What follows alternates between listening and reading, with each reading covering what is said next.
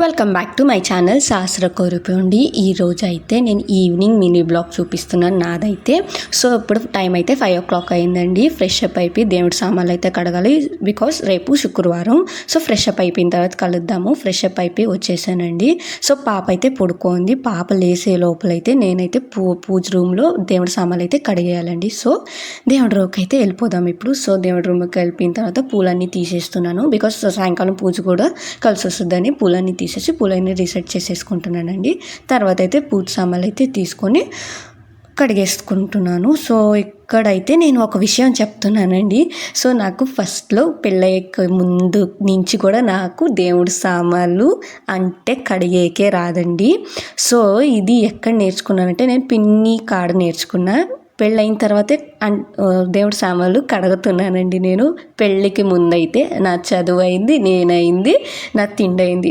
ఏ పని చేసేదాన్ని కాదండి. నేనైతే మా మమ్మీని అన్నీ చూసుకునేది, లేకపోతే మా అక్క అన్నీ చూసుకునేది. నాకైతే ఏ పని రాదండి.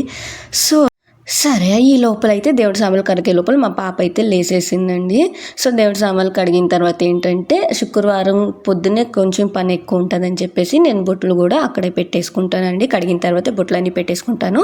బట్ దీపారాజన మాత్రం చేయను. మట్టి కుందెనలో మాత్రం దీపారాజన చేసుకుంటాను. ఆ ఈవినింగ్, ఒక్క ఈవినింగ్, గురువారం ఈవినింగ్ అంతే. ఇంకా యాజ్ యూజువల్ రోజు అయితే దీపారాజన తీసుకుంటాను మామూలు దాంట్లో అయితే. అండ్ బొట్లు పెట్టేసి టైంలో అయితే మా పాప చిన్న గోల్ చేయదండి. అది ముట్టుకుంటుంది, ఇది ముట్టుకుంటుంది, బట్ అక్కడ సైలెంట్ కూర్చోందండి. అంతే, లోపల కిల్ చేస్తుంటుంది, ఏదో ఒకటి ఆలోచిస్తుంటుంది. అటు పోదాం, సరే ఇటు కాదని చెప్పేసి దానికి టీవీలో బొమ్మలు పెట్టేసి ఇచ్చానండి. సో దాన్ని కూడా వదిలేసి వచ్చి మళ్ళీ నా పైన కూర్చుందండి. సరే ఇంకా చేసేది ఏం లేదని చెప్పేసి దాని కింద వదిలేసి నేను ఇంకా తుడుచుకుంటా బొట్లు పెట్టుకుంటున్నానండి. సో మళ్ళీ అక్కడ కూడా డిస్టర్బ్ చేసేకి వస్తుందండి. తర్వాత అయితే ఇంకా అట్లా కంప్లీట్ చేసేసుకున్నాను. ఇంకో విషయం ఏంటంటే నా లాంగ్వేజ్ కొంచెం తెలంగాణ, కొంచెం నెల్లూరు సైడ్, కొంచెం బెంగళూరు సైడ్, కొంచెం మైసూర్ సైడ్ మిక్స్ అయి ఉంటుందండి. దాన్ని చూసి అయితే కన్ఫ్యూజ్ అవ్వకండి. నేను అన్ని కాడ ఉన్నాను కాబట్టి సో నా లాంగ్వేజ్ అట్లా ఉంటుంది. బట్ తెలుగు మాట్లాడతానండి. నేను కర్ణాటకలో పుట్టింది పెరిగిందంటే కర్ణాటకలో కాబట్టి కొంచెం తెలుగు కన్నడ మిక్స్ అయితే వస్తుందండి నాకు. సో ఇంకా ముగ్గులు అయితే పెట్టేసుకుంటున్నాను. దేవుడి సామాన్లు అయితే కడిగేసి ఇంకా బయటకు వచ్చేసి గుమ్మ ముందు అయితే తుడిసేసి ముగ్గు పెట్టేసుకొని వాటర్ అయితే చేస్తున్నానండి.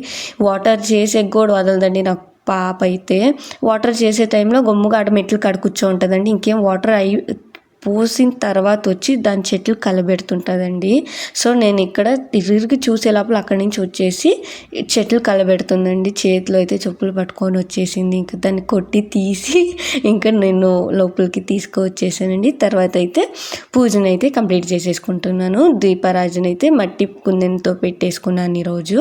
సో తర్వాత అయితే పాపకి కొంచెం రైస్ లాగా చేద్దాం అనుకుని రైస్ చేసేస్తున్నాను. ఆల్రెడీ పప్పుచారు చేస్తున్నాను అండ్ బెండకాయ ఎప్పుడు తన ఫేవరెట్ చేసేస్తున్నాను. స్నాక్స్కి అయితే బొరుగులు ఇచ్చేసానండి. అదే కూడా తన ఫేవరెట్. కొంచెంసేపు అయితే కిందకి తీసుకెళ్ళి ఆట ఆడిచ్చేసాను. తర్వాత అయితే శనగపిండితో స్నానం చేపించేసి ఆటాడుకొని వచ్చింది కదా. సో ఫ్రెష్ అప్ అయిపోయిన తర్వాత తినేసి పడుకునేస్తుందండి.